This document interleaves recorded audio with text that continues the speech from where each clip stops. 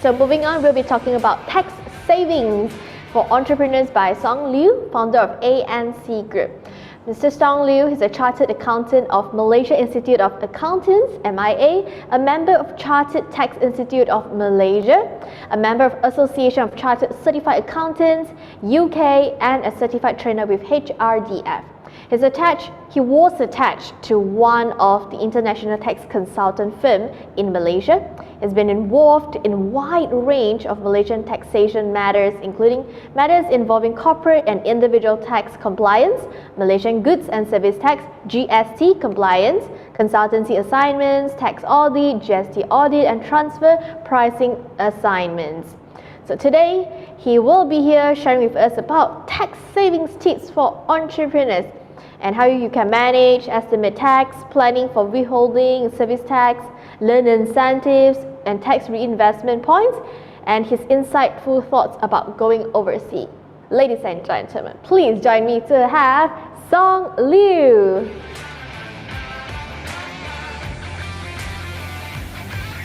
Hello and good afternoon, everyone. Hi. Hi, April and Agnes.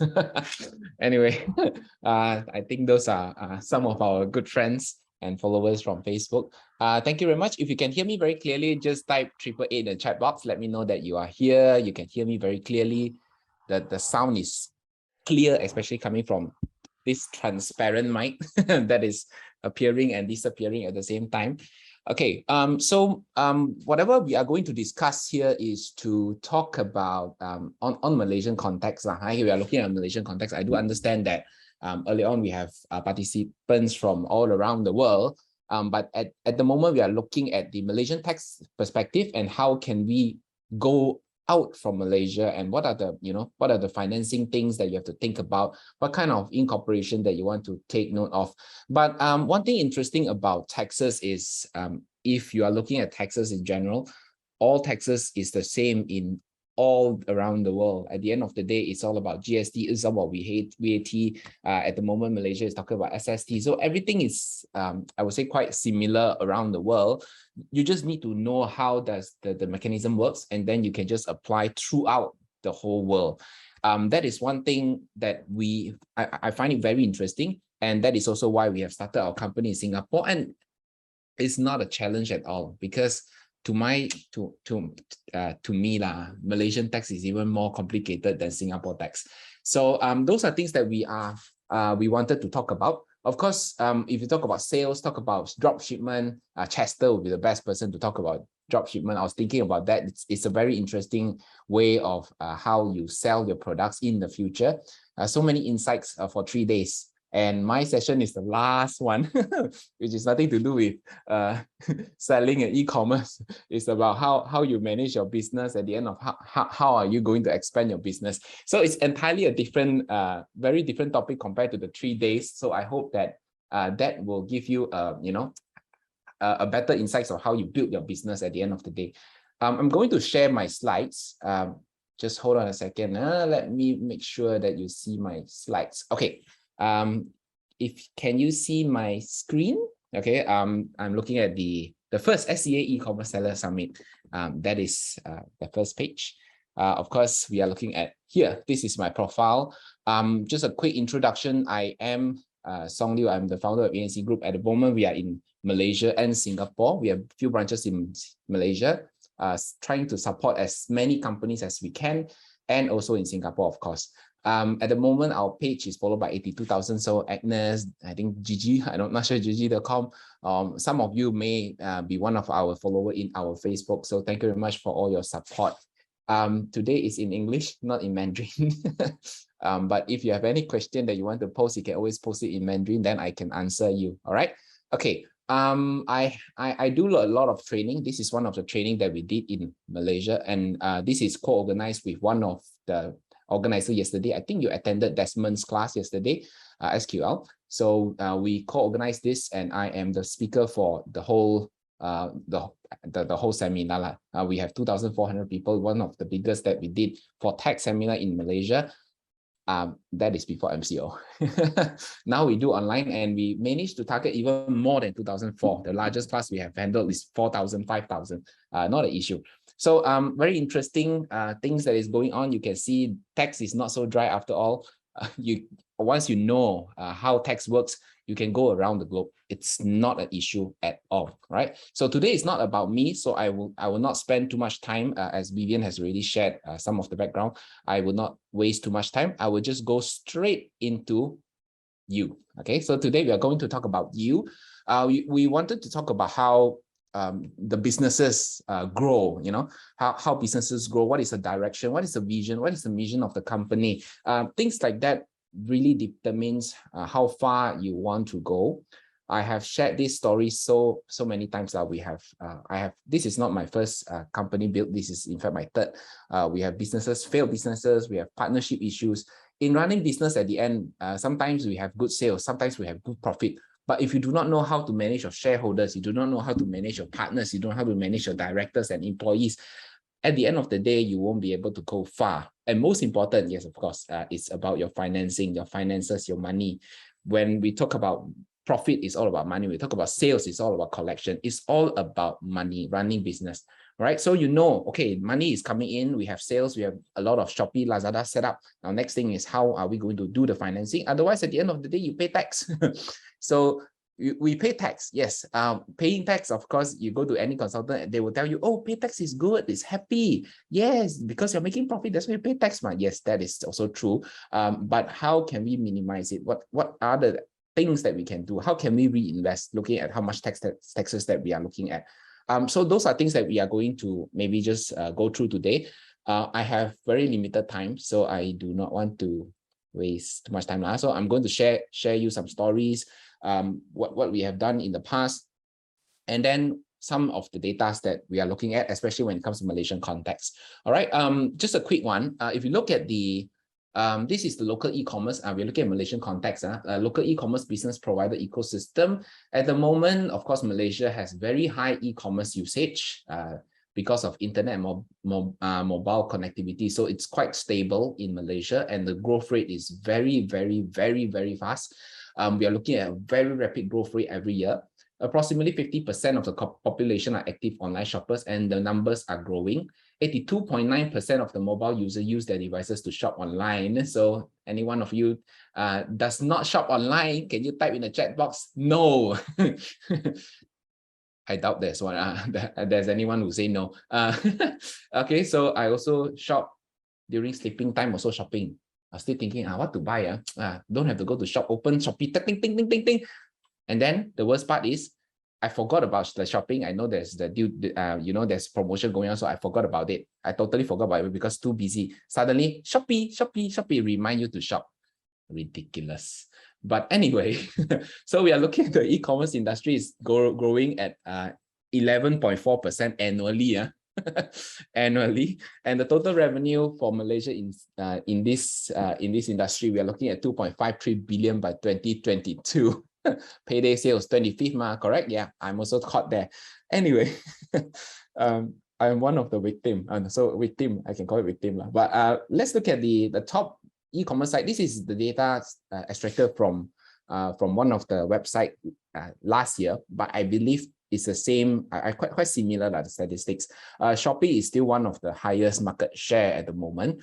Lazada second, and I realized the Lazada can sell very interesting things. Shopee most likely more towards local sales. I realize this is just analysis, but I may not be wrong.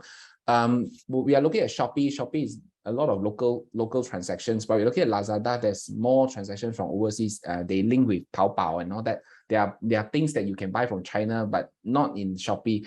I'm not so sure it's because of the seller or what, I do not know. But I also realized that Lazada dare to sell things that is live, livestock, fishes, a live one, they can sell, but in Shopee, not really. So these are two very distinctive markets. They have their own specialty in certain goods. I think they have their own position in our in the consumers lah. So those are the statistics you can go through, and maybe this is something that you may want to target and which market to target on. Okay, if you look at this is looking at local e-commerce, and we're looking at Malaysia. But of course, we are looking at no longer local. Everything is now globalization. Right? So Chester shared with you how they did drop shipment. Things do not need to be in Malaysia in the first place, but things can reach your clients, right? You do not need to hold any stocks. You do not need to own any warehouse. People will handle everything for you. That is upcoming, right? That is upcoming. In fact, drop shipment is a very important aspect when it comes to tax planning. Okay, to be honest to you, drop shipment is one of the tax planning methodology or mechanism when it comes to GST and SST. The reason why is because it really looks at where your location is. If you know SST in Malaysia, sales tax, we are looking at which locations. Certain locations are not required to pay tax. Certain locations are not required to pay custom duties. So certain drop shipments, if you can recall in the past, do not need to pay GST in the first place. So those are things that has already been there, and it's very interesting for you to explore. All right. Do not remember when you want to do any purchases, duties, tariffs, right? Duties, tariffs. In Malaysia, we call it import duties. In overseas, they call it tariff. So tariff will play a very important role in your purchases, in your goods, in your sales, because tariff, if you're looking at tariff in Malaysia or import duty in Malaysia, it can go all the way until 40%. If you buy a goods 100,000, the duty can cost 40,000. That is ridiculous. Okay, but this is very important, but you have to take note that is imposed on you. And on top of import duty, you have sales tax, right? You have sales tax, which is 10% or 5%. If I'm looking at 10%, easily I have another 10,000 of cost or more than that because of tax on import duty. So we have more taxes to manage. And one goods, if let's say import duty is 40% plus sales tax, easily we have 50% over to pay. So those are considerations that you have to put in, right, when you determine your selling price, when you determine where the shipment is coming from, where the goods are going to. All right. So I'm not sure why I was placed at the last session, but I think this is important for you after listening how you increase your sales. Now is how to minimize your taxes and optimize your profit. Okay, so this is just one of them. Now I have some technical definition that I want to share with you. E-commerce means any commercial transaction throughout electronic network. This is just a definition by IRB in the tax revenue in Malaysia.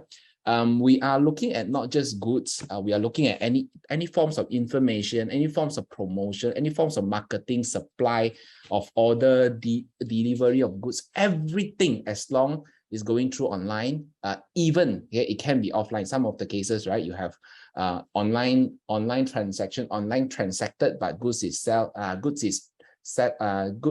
by pickup or even by delivery. All right, so in some cases there can be a hybrid. All right, there can be a hybrid, but that will still consider as an e-commerce.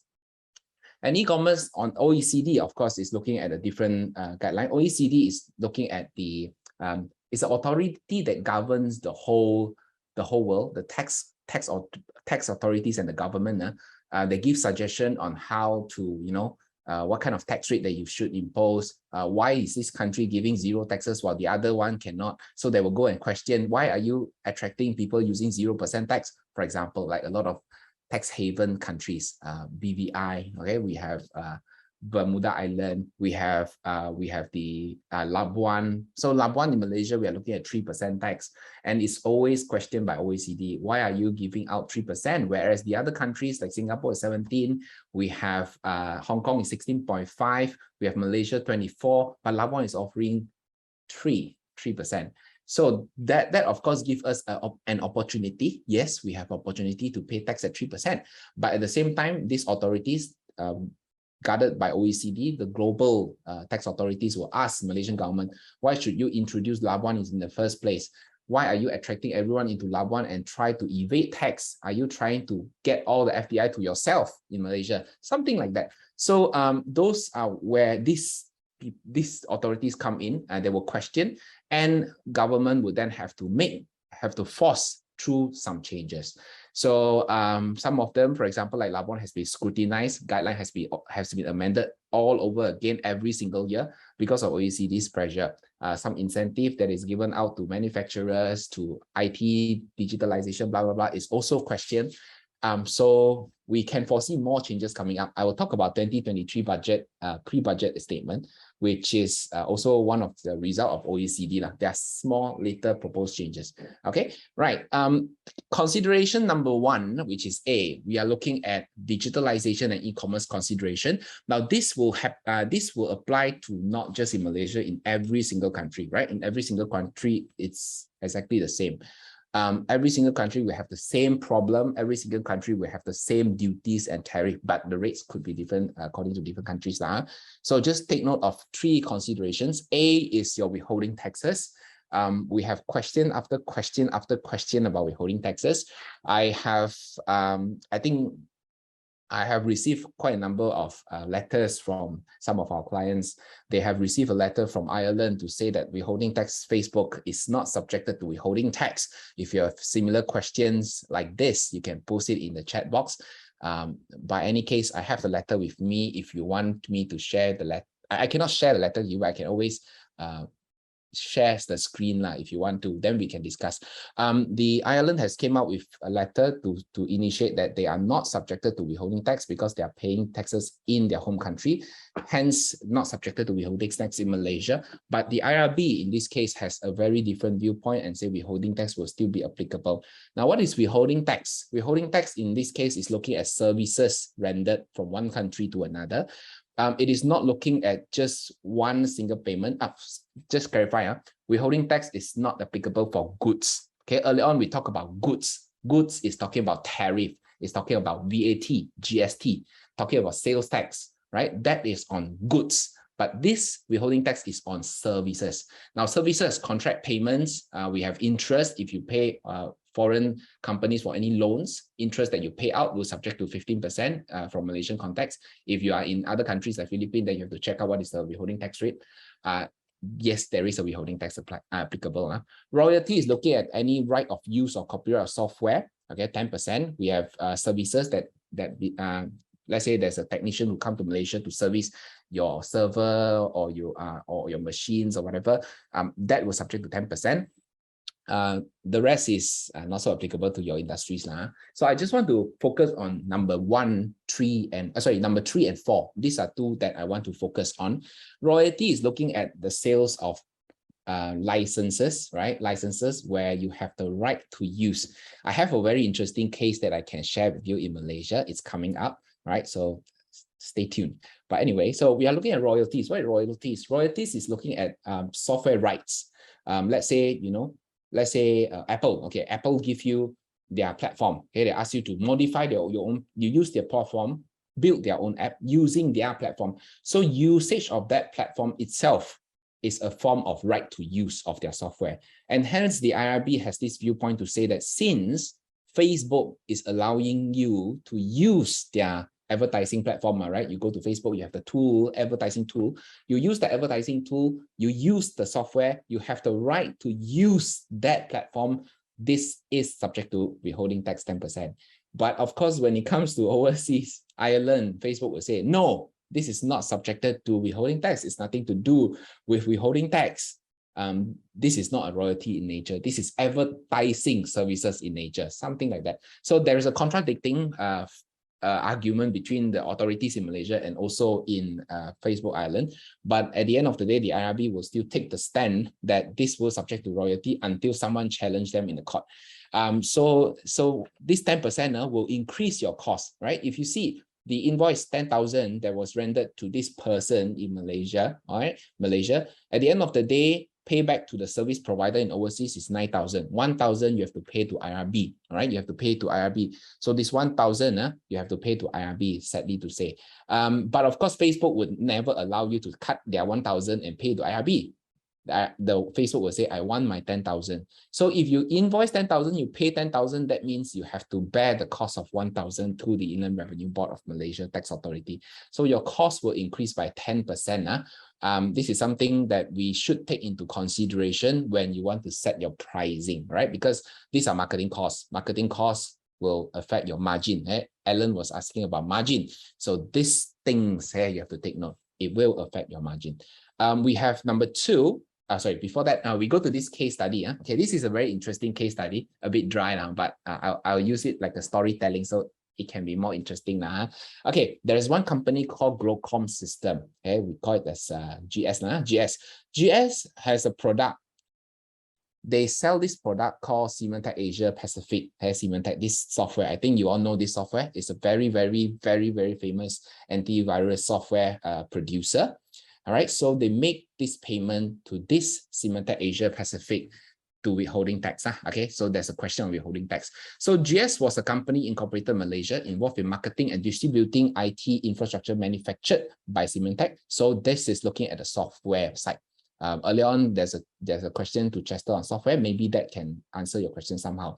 Now, on 28 May 2015, IRB on a field audit subjected GS, which is the company, to withholding tax because they say this amount of 17 million made from the purchase, all right, is subjected to withholding tax. Okay, and on 25th December, Symantec produced a letter to IRB to say that they were taxed in Singapore, like the Facebook case. They were taxed in Singapore for business profits. But IRB has not considered the letter and issue assessment. So IRB said this is royalties subjected to withholding tax. But GS said no, this is a product. This is a goods.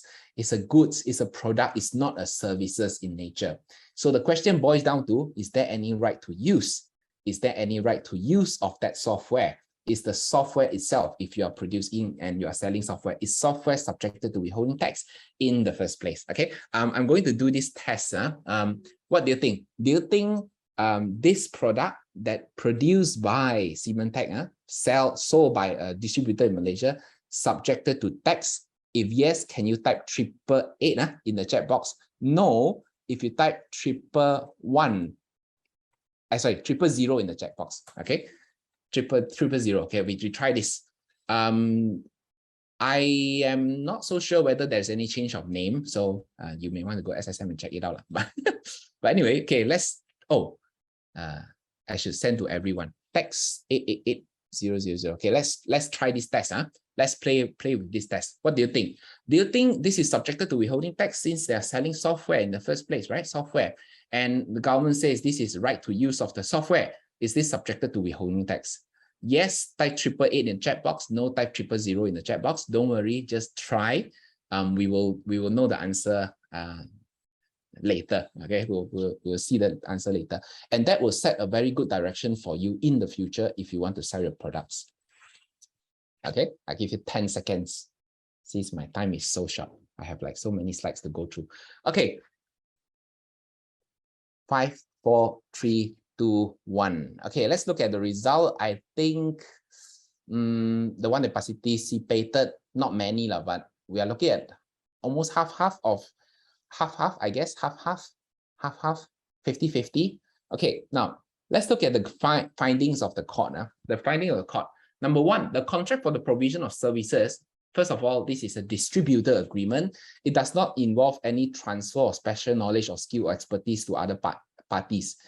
And para 11 of the OECD, which is the one that earlier we talked about, royalties is looking at concept of know-how being transferred.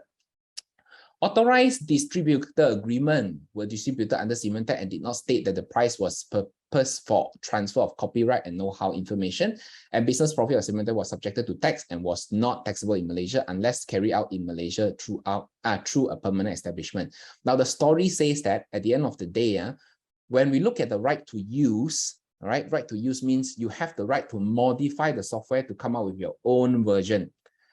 Someone give you a platform, you build your own app, you put it in, you change it, you put your name under ANC group, something like that.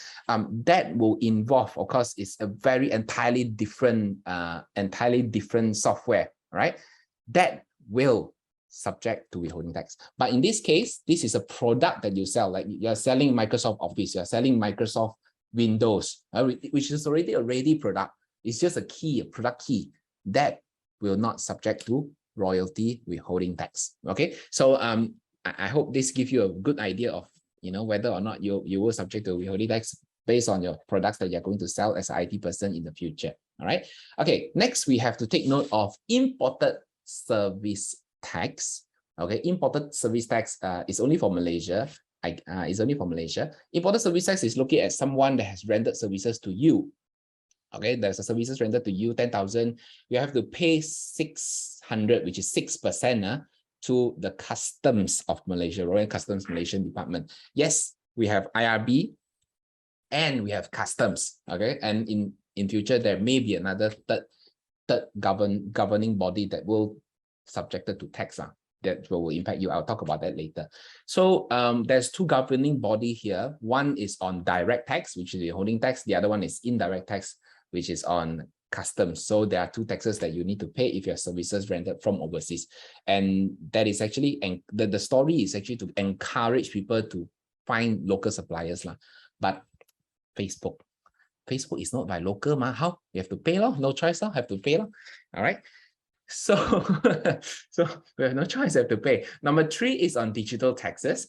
Digital taxes is looking at services rendered directly from a foreign service provider to a person, okay, to your consumer. It can be a consumer, it can be a business like you, it can be business, it can be consumer. And that will subject to digital tax, right? What is the difference? What is the difference here? Now, this one is looking at, okay, these examples here. We are looking at Netflix. We are looking at Spotify, Netflix. They have these services going on where, the consumer will just go online and then subscribe to their services online. Facebook is also similarly the same. They go online, they go and subscribe. They just make a payment, book in your credit card, blah, blah, blah, blah. Okay, you have to make payment. That's it. So everything is automated. Everything go through a payment gateway, and that will subject to digital tax. Now, the reason why it was implemented is because the government realized that there's a lot of tax leakages because overseas company come to Malaysia to sell their products, but they are not subjected to tax in Malaysia. And therefore, they wanted to get back some taxes from these people. And of course, Netflix and Spotify is getting a lot of revenue from Malaysia, and they want to tax it. So how they tax it? They cannot force Netflix to register their company in Malaysia, and then they have to do it via digital tax. Okay, digital tax. Therefore, if let's say this is Netflix, that Netflix will charge 6% directly to the consumer, and they will pay 6% to the customs. So if you are a business running, if you are running business, then you may want to take note. Okay, business, if you are running business, you may want to take note because you will subject to digital tax, and at the same time, you are charging service tax, you can do an offsetting. All right, that is on the technical side. If you have any question, you can always look for me later. Okay. I will give you more examples on that.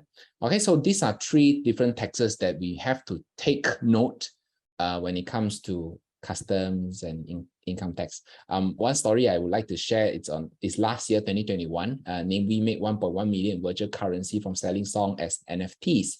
And, and they were asking whether this is subjected to tax or not. Can we tax this person on the income that he has generated from NFT? Now, the question is how? The question is how, and which country that he should be taxed in. He made the song in Taiwan, all right? Is he subject to Taiwan tax or subject to Malaysian tax? So those are very complicated topics that OECD sometimes cannot decide. But it's very interesting. Of course, if you're looking at YouTube has all these unreported revenue. A lot of YouTubers never report their taxes. And hence the US has taken a very big stand to say that, okay, whoever YouTube creator, you will have to pay tax in US. Okay, that was in 2021 March. But of course, at the end of the day, there is a lot of changes. There's a lot of changes. But I will share you what is the story all about. The government of US says, I want to tax all the YouTubers in whoever around the world, you have to pay tax. And they're looking at tax of 30% starting later last year. But of course, the other countries stand up and say, hey, cannot. How can you tax me like that? How can you tax me? I cannot. Because at the end of the day, right? At the end of the day, these goods, we are looking at these services is rendered around the whole world. US cannot just take and say this 30% belongs to US. Malaysia will say, hey, this namely is our Malaysian, our citizen, you should pay tax in Malaysia. And that's where they step in and say, okay, fine, let's implement imported service tax, let's implement digital taxes, use that as a form to govern part of it. It's not all, but part of it. And of course, at the end of the day, they scrutinize all these YouTubers, especially those Malaysian one. Their channel started in Malaysia. They go to this person. They want a statistic from where is the main subscribers coming from, from the report revenue, which country that has the most income. All right, so they use that as an analysis, all right, to see where should they be taxed on. Okay, so this is still ongoing, and it's something very interesting. This is one of the US requirement, but of course there's a lot of changes after some of the government step in and say no, this is not for US, this is for Malaysia. Hello, this is our people. Okay, so these are considerations that you have to take note, but if you are not in YouTube, okay lah. Okay, next one, we look at corporate structure. Corporate structure will decide your financing. That is very, very important. Now, as I believe some of you who are probably new to the business, you always start off from the bottom, all right? You always start off using sole proprietors or partnership because that is the easiest one. The cost of entry is very low, the barrier is very low, the threshold is very low. You just need like 30 ringgit, you can start your own business. Yes, that is true, but at the end of the day, you may want to step up the ladder. Okay, let me share with you some of the differences between all these corporate structures. It's not just about taxes. FYI, it's not just about taxes. You see what I write, what is my header here? My header here decide your financing. It's not about your taxes, it's about financing. Some of them, they say, oh, I make a lot of profit, but at the end of the day, I cannot get loan, I cannot expand. The profit is not sufficient for me to expand my business. So end of the day, it really boils down to what kind of financing, what kind of structure that you want to step into. So proprietor and partnership, like I said, you are the business is you. So it's easy to start, easy to form, easy to exit. You just go to SSM, blah, blah, thank you very much, I want to close the company. Okay, that's it. It's easy to close. But looking at the financing side, okay, next step is, if I want to go for IPO, okay, which one is the best one? All right. If I want to get crowdfunding, okay, which is the best one? If let's say I want to get financing from the banks, which is the minimum one? Okay, so those are things that we have to put into consideration. Of course, consideration one, okay, tax saving. Okay, we look at tax saving. If you're sole proprietor, your profit is about 200,000, 250,000 and above lah. I would say 200 to 250,000 and above. You can consider moving to Sdn Bhd. This is just a simple guide, a simple guide. Sdn Bhd is a private limited company in Malaysia. Private limited company in Malaysia. Now, if you look at this, these two are non-separate legal entity. Now, if let's say you have a profit, okay, of about 250,000 ringgit, 250,000 ringgit in Malaysia, then you may consider to move to Sdn Bhd. It will give you huge benefit, tax saving, cover all your compliance costs, and at the same time will give you profit. Tax saving. All right, we are looking at a threshold about 250,000. Other than that, lower than that, I would suggest not to, unless you have your idea on financing. Okay, that is your initiative number 2. Now, initiative number 2 is looking at what kind of financing they want to go in. Let's say you want to find a shareholder to invest into your company. You want to find a VC, venture capitalist to come in. You want to find shareholders to come in. Then you cannot say, hey, come and buy my share. What is your share? Partnership is me. It's a way of share. You cannot sell your share. Under that case, you must, it's a must to move to private limited company. Okay, private limited company comes with shares. Shares come with valuation. We can beautify the financial statement to have a better valuation. We can talk about that in the future. How you produce a nice financial statement to sell the company. Right? Those listed company will know this for sure. How they beautify the profit, how they do it, corporate governance, everything is clean. Use that to attract investors to come in. That is on Sdn Bhd. Okay, and of course, you can also sell the same financial statement to the bank to get financing. You want to get loans, you want to get good loans, low, or even like the MCO, they have a lot of relief funds. It's only for Sdn Bhd, sad to say, it's only for Sdn Bhd. If you go for sole proprietor and partnerships, you're looking at clean loan of at least 8 to 9% onwards. But you're looking at Sdn Bhd, 3%, 3.0%, you can get a loan. So those are things that have to put in consideration. If you want to move far, go to Sdn Bhd. Okay, so some example. But Sdn Bhd has one flaw. Okay, the flaw is the maximum amount of shareholders is only 50 people. So if you are going for crowdfunding, if you are going for huge number of shareholders, huge numbers of investors, more than 50, then Sendirian Berhad may not be your choice. You may want to consider LLP, or you may want to consider on Berhad side. Okay, Berhad means you can plan for your IPO already. IPO means is looking for initial offering, public offering, where you can go listed. It's sometimes I tell my clients and my associates, not necessarily you have to list in Malaysia, right? Malaysia, you can always list in Singapore, you can always list in Hong Kong, but of course the easy one is Malaysia. Malaysia is still considered as a very easy to list company lah, and because the threshold is not very high, it's easy to list in Malaysia. So if you want to go for IPO, plan properly, go all the way to Berhad, plan for that. It will take you 3 to 5 years to plan, but it's worth it at the end of the day. All right. So then it depends on what is valuation like. So those are some of the consideration. If you want to go IPO, you can definitely go for Berhad. You want to have VC or investors to come in, Sendirian Berhad is your minimum. You want to go for crowdfunding, consider LLP. That is also one of the method. If you want to start your own business, do your own, you can stick with partnership and sole proprietor. But if it hits a profit of about 250,000, if you look at partnership about 300,000 or even above, then you can move to Sendirian Berhad so that it can cover your compliance costs. Okay, so this is just some idea for you lah. Okay, I can't go into too much of detail. 30 minutes. Okay. Now next thing that once you have selected the upper level, which is Sendirian Berhad and Berhad, then the next thing is looking at your share valuation and of course looking at your cost of capital.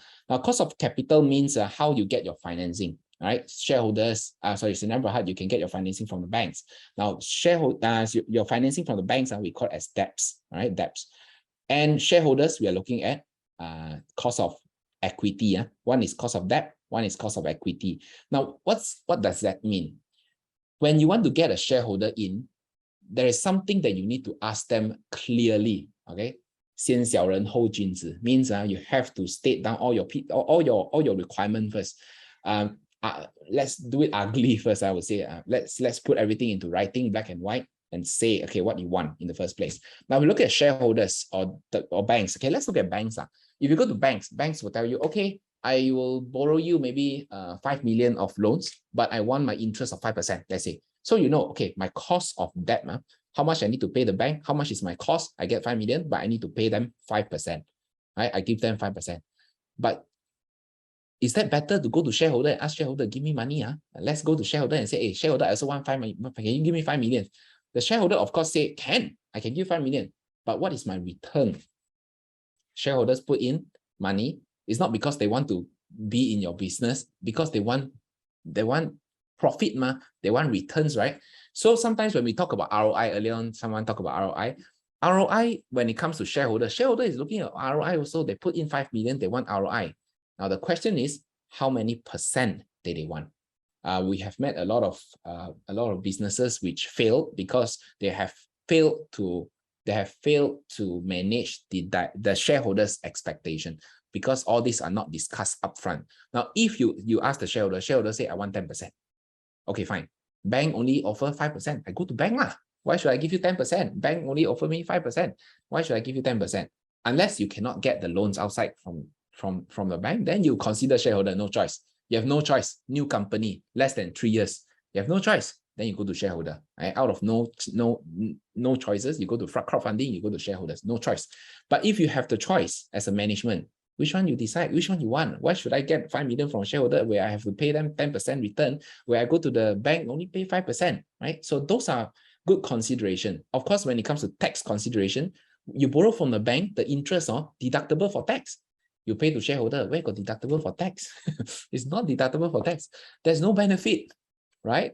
Unless shareholder stated what they want, unless shareholder has limited their power, unless shareholder respected all your decision making, and then shareholders say, I want this percentage, which you can offer or you can satisfy them, then yes, go for cost of equity, which is shareholder. So these are very good considerations to think about. And I always look at this one, which is the management's appetite, risk appetite, and also the shareholders' appetite. Shareholders may say, I'm very aggressive, I want to go into this market. But management say, hey, no lah. If we go to this market, our risk is very high. I may not able to achieve my ROI or your ROI, I would say. So shareholder may be very aggressive. but management may be very conservative. They say, hey, maybe my staff cannot handle. So I may want to adjust my risk appetite slightly. So this is looking at risk appetite, and this is something that you have to think about if you want to run a business. Okay, more towards the entrepreneurs here. Right? If you're a salesperson, that may not relevant to you at the moment, but for entrepreneurs, these are things that you have to think about. Otherwise, you will have 2 businesses failed like me. Okay, we also talk about, this is something very interesting. We also talk about shareholding structure. Some of them would say, hey, you know, shareholders, it's better to be 50-50, start 50-50 ma.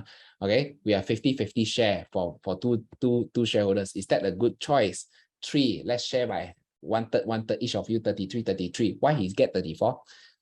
Cannot even out 33 law. Shareholder 25. So all this structure, is this good structure in the first place? Is this a good structure to start off as a business in the first place? The answer is yes and no. If you look at shareholder, if let's say I have two shareholders started this business, each of us 50%, businesses tend to have dispute. It's quite common. I've gone through that twice. So business will have dispute. At the end of the day, A and B, we'll look at A and B. A and B will look at you and say, each of us 50. I say yes, you say no. How can this business go on? I want to sell, you don't want to sell. How can we go on? So the company would then stuck, okay, it was then stuck because of the 50-50 shareholding that you have in place. Same goes to ABC, 30-33, 34. Same goes to 25, which is 1 quarter each.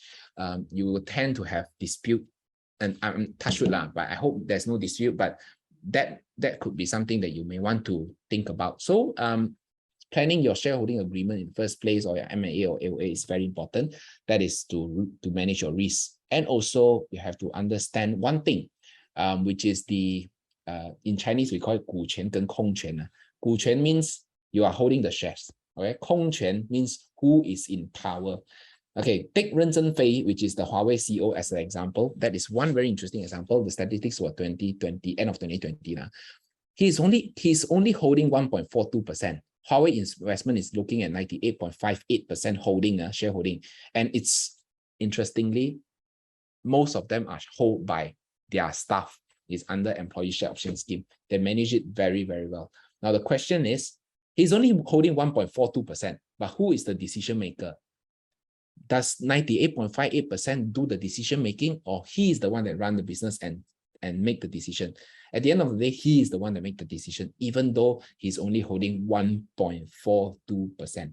So those are mutual understanding between shareholders and the board of directors, and it's 2 levels. One is shareholders and the board of directors who have a mutual understanding, and the second level is on board of directors have another second mutual understanding to decide who will decide for what. Okay, who will decide for what?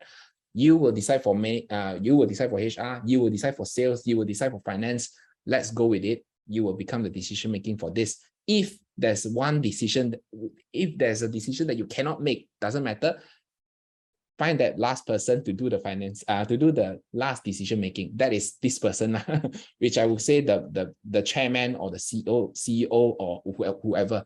But has to be a mutual understanding between the directors to come up with a mutual understanding so that there won't be any dispute. Whoever, once we agree that he's going to do the decision making, respect, move on.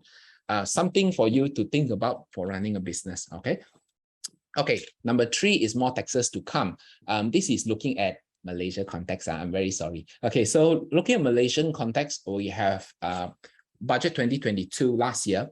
We are looking at the government is committed to meet the sustainable development goals and make Malaysia a carbon neutral country as early as 2050. I'm very lucky to be invited as a panel moderator for Malaysian Tax Conference 2022, which is one of a very important event by MIA. And we talk about carbon tax, the possibility of implementing carbon tax in Malaysia and how these taxes can impact the whole nation in the overall. And carbon tax will be coming for all countries, not just in Malaysia. The reason why is because if the country does not adopt any carbon tax, carbon tax, that will create a problem in the future because we are not protecting our Mother Earth. That's number 1. And of course, we are looking at the the country is not competitive enough. Let's say Apple, Apple got all these policies. They want to use recycled products, but Malaysia is not in the first place. It is not carbon neutral, or it is not carbon friendly in the first place. Then Apple will say, why should I deal with Malaysia? At the end of the day, it does not contribute to me. And if you know, one of the criteria for going IPO or going listing is sustainability reporting. You have to work out a report. You have to work out a report to tell the public that whatever you do is protecting our Mother Earth. Okay, so those reporting is important, and that reporting is looking at the whole supply chain. Hey, we earlier on talked about supply chain, right? But that is on a bigger picture. Supply chain is looking at from all the way from your supplier raw material all the way until end product. And we are looking at not just your company itself, we are looking at all your suppliers and your distributors, agents, everything in the whole supply chain should adopt the same policy on sustainability reporting. And Malaysia is going to target to become carbon neutral country as early as 2050. Singapore, which is the other office, is already implemented. Carbon tax was 5 Singapore dollar for per ton GHG emission, greenhouse emission. But Singapore is interesting. Singapore control it very well because Singapore got one policy. If you want to buy a car, which is 1.6 cc and above, you need to pay 100,000 Sing dollar to buy a certificate. You just need to buy a certificate, certificate to own the car. Okay, certificate to own the car, COE. Certificate to own the car itself, 100,000 Sing dollar. Before you can buy a car. So their carbon emission is always in control. And they are looking at implementing or increasing it to 30 Singapore dollar by another few years to come. 5 years, I think, their target. So Malaysia is still at the early stage. Rightfully, by end of the year, they should have this framework coming up. We have withholding tax on domestic commission payment, which already in place, some changes recently. And IRB has now power to assess the bank accounts, okay, for any garnishing order. That means if, let's say, there's any court legal proceeding, they can always do that. 2023 pre-budget is what we are going to see at the end of this year. No sign of GST yet in this pre-budget statement until election. Minimum effective tax rate at the global level. So all the tax rate effectively will go to 15%, but it's not our problem. At the end, it's already there. We are taxed at 17 and 24. But third one is interesting. It's called the implementation of e-invoicing. Now, e-invoicing is something that they want everyone to adopt the similar format. Right? Similar format. That means if I'm using e-invoicing, I send out my invoice to you and you receive the invoice, correct? Everything is transmitted digitally and the authorities will know that there is this existence of invoice. Invoice was transferred one party to another. They can always trace back this invoice. So that is something that they wanted to implement so that they can trace any fake invoices, artificial invoices in the market. This is something coming up. So if you are in post or you are in digital sector, this is something that you may want to take note in the future. Okay, lastly, part D is looking at reinvestment of your taxes. I really like this topic. At the end of the day, we are running a business. We're not doing charity. Okay, we are running a business. But of course, running a business, you will have gain or loss. Now, in the event you have gains, then you have to think of something. Okay, look at the rate column here. You have rate profit, right? You have a profit. Now, once you gain a profit, what will happen? You have to pay tax. You have to pay tax. All right. You have to pay tax. So Malaysian tax is looking at 24%, SME 17% for the first 600,000. So you have to pay tax 24. Okay, let's put it at 24. Now, since you know that you're going to pay 24% tax to your government, why not you take this 24% that you are supposed to pay to use it, okay, to buy, to get good expenditure. When we say good expenditure means invest into whatever you have learned these 3 days, right? Invest into these 3 days, whatever products that you see, or even, warehousing system or SQL system or post system or whatever system, as long as that can increase your productivity, increase your efficiency, increase your effectiveness, increase your support services, by all means, use it. Otherwise, you're going to pay to the government for what? Do you think you pay the government, your road will be better? No, it's still a lot of holes. Okay, it doesn't. So it's better for you to increase your productivity, get better sales. At the end, create more job. You are still helping the community, and it is part of the ESG, sustainably reporting as well. Because CSR and ESG is not looking about just environment. We are looking at creating jobs, creating entrepreneurs, creating sales, creating good community. So at the end of the day, it will still contribute to your sustainability reporting. There are some tax deduction that can claim for double deduction, means certain expenses you can claim double tax. So you can lower down your taxes, and of course increase your income. Good expenditure will increase your income. You can buy assets, all right? You can buy assets that can generate more income, machineries. Okay, if your warehouse is, that you need warehouse, buy warehouse, increase your sales, not an issue. Or you can engage warehousing people, or which is here, or you want to start your own warehouse, or you want to start your own manufacturing plant, why not? Then, but you say, hey, a lot of storage costs, then try JAT, just in time, means got order, you produce, got order, but that is on a bigger scale. If you're looking at consumer products, they want it fast within 2-3 days, that may not be possible. But if you're looking at cars, motor vehicles, they are looking at JIT, just in time. Means got order come in, they produce. Got order come in, they produce. So those are mechanisms that can put in place. Assets, yeah, you can buy good asset, you can buy warehouse, you can buy factory, you can buy manufacturing plant if you need that. All those will contribute back to your income, right? Will contribute to your income. At the same time, it can reduce your taxes. So why not? So some cases they can claim double taxes or even special incentive. So I will leave it there. But most important is running a business. Please take note of your cash flow. Everything is about collection. But if you're looking at Shopee, Lazada, I think you can get your cash flow, not an issue. But you're looking at B2B, that is something that you need to take note. So take charge of your cash flow. That is king. Cash is king. Because cash, like running your own business, like running your own body, cash is like the blood inside your body. If you're dry out, you're dead.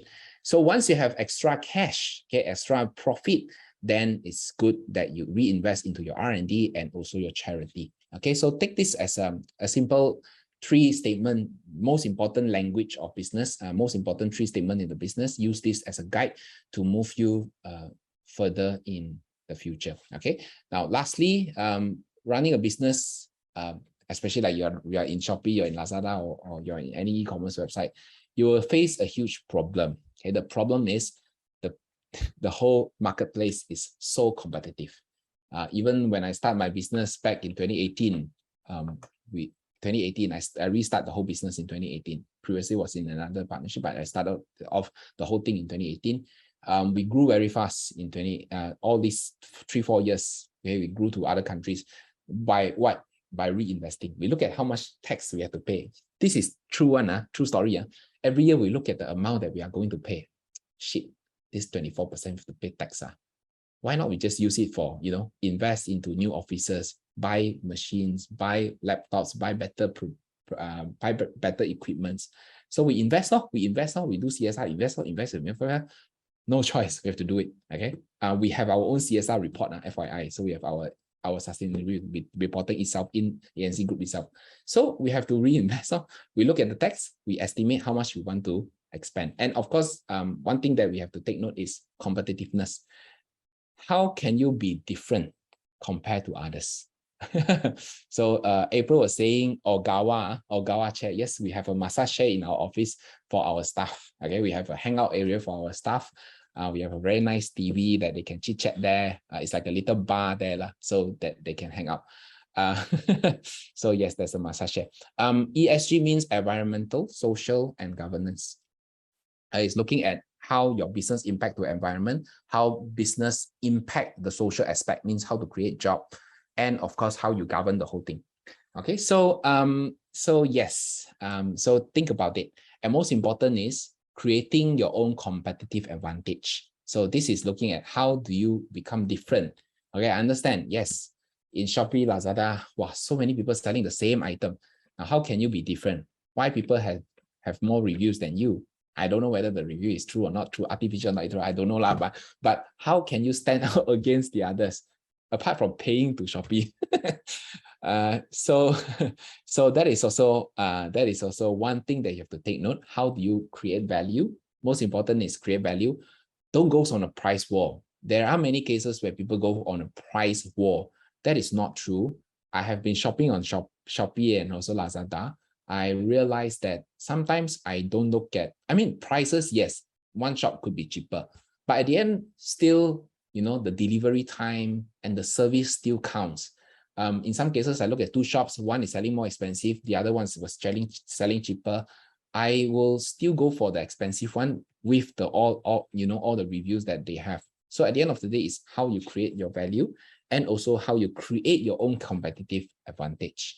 Okay. I hereby wish you all the best. I will answer some of the questions in the chat box. All the best to you. This is our Facebook page. If you can, please like our Facebook page. I want to hit 100,000 followers by end of the year. We have 81,000 now. That's my target. But anyway, thank you very much for having me. I'm not going to sell you any product. So if you just need help, you want to follow up with any changes in the future, especially in Malaysian context, you can always come to our Facebook and you can WhatsApp us or we can send me an email. And I wish you all the best. All right. Thank you so much.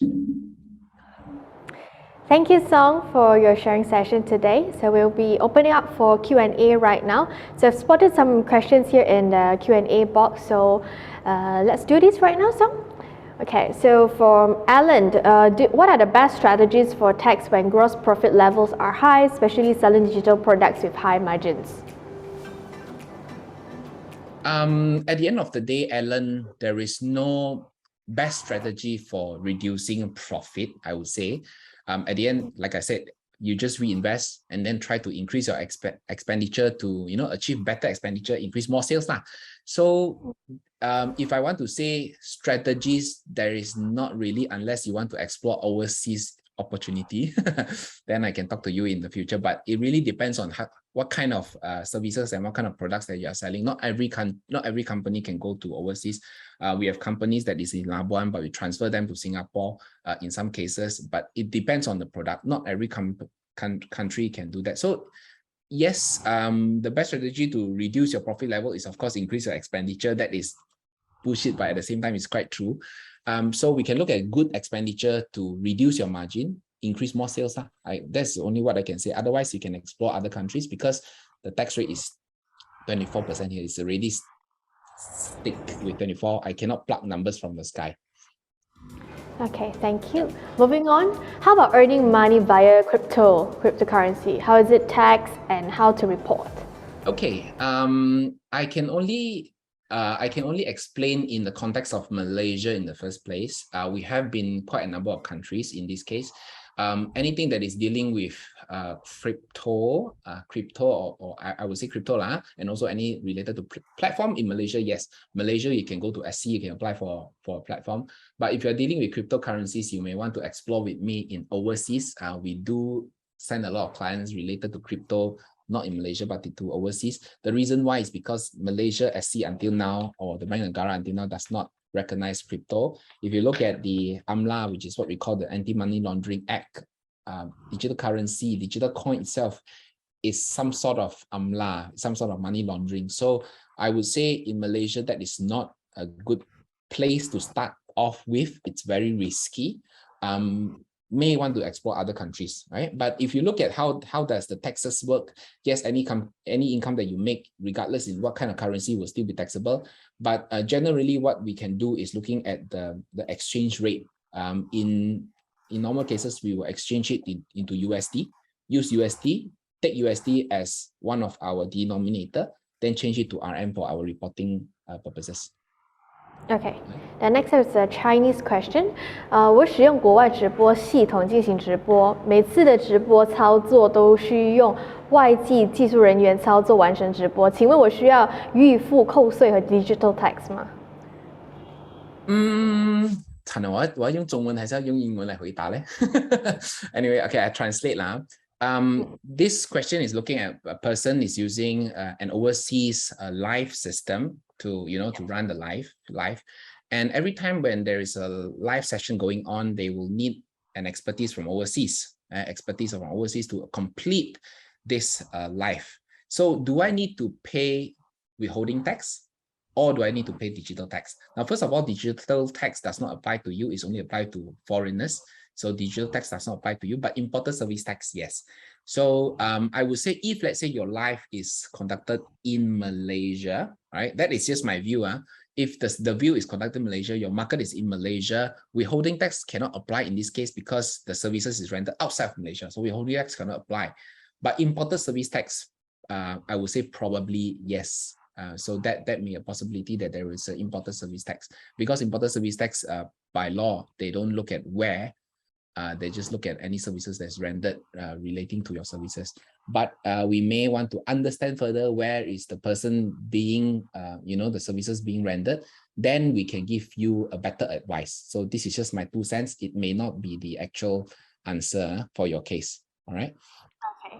And one last question from Bella. Can I ask, for a Malaysian sells in overseas, hypothetically on Amazon, are we going to be taxed by Malaysian LHDN? For Malaysians selling in overseas on Amazon, so let's say your goods, you are going on export goods. I would say you are Malaysian, you started your shop in Malaysia.